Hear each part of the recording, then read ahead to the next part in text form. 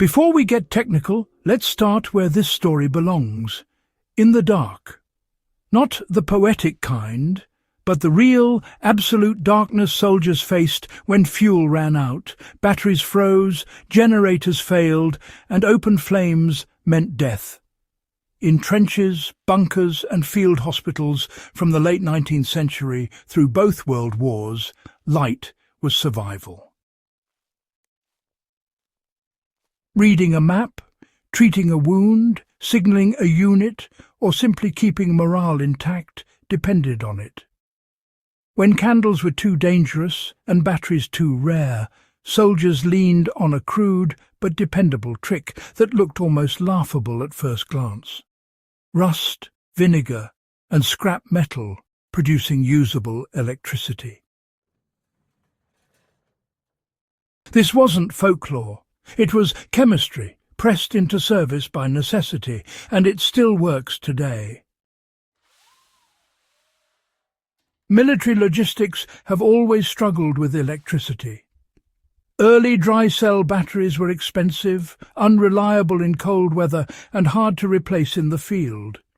Supply lines collapsed constantly. Soldiers were trained to improvise, and one lesson appeared again and again in field manuals and engineering notes. If you can create a voltage difference, you can create light. Vinegar was everywhere because it preserved food. Rusted iron was unavoidable. Copper could be scavenged from wire, shell casings, or equipment. Together they formed a simple electrochemical cell that required no moving parts, no fuel, and no flame. What made this method attractive wasn't brightness. It was persistence.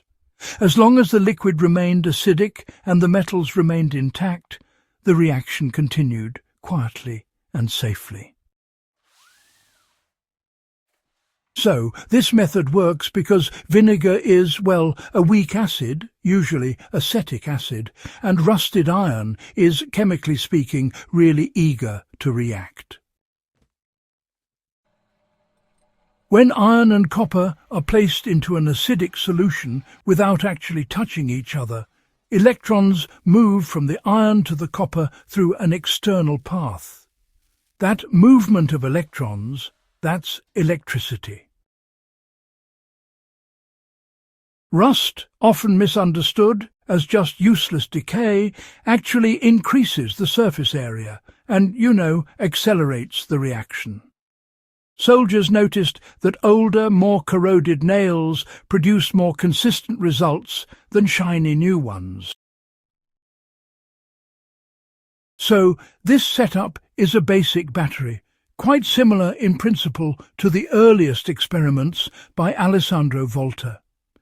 The voltage from a single cell is small, but when you connect multiple containers in sequence, you can increase the output. Historical accounts describe powering low-draw lamps, telegraph clicks, and later on, early low-voltage bulbs.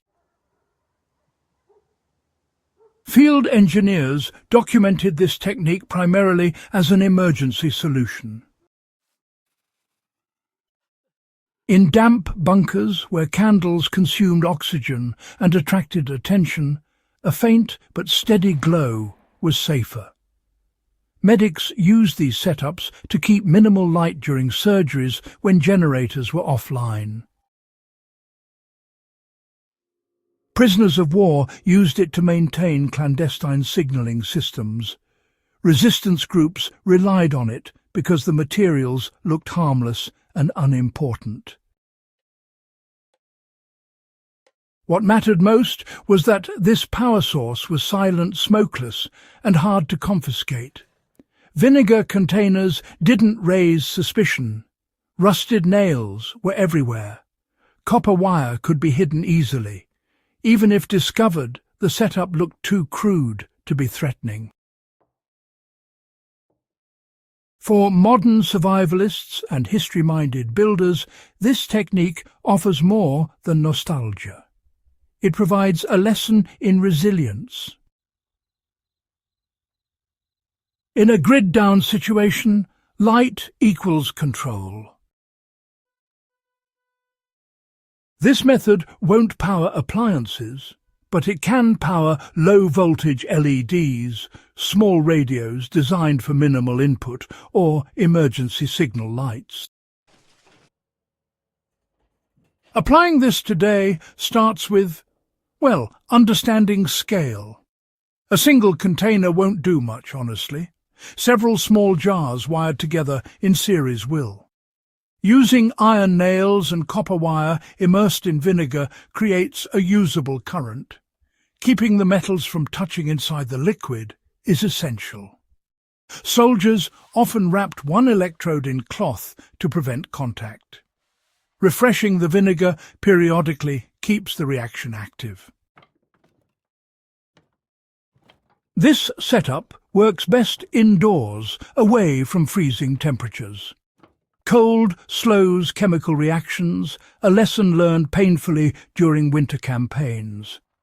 Historical records mention soldiers warming containers with body heat to restore output.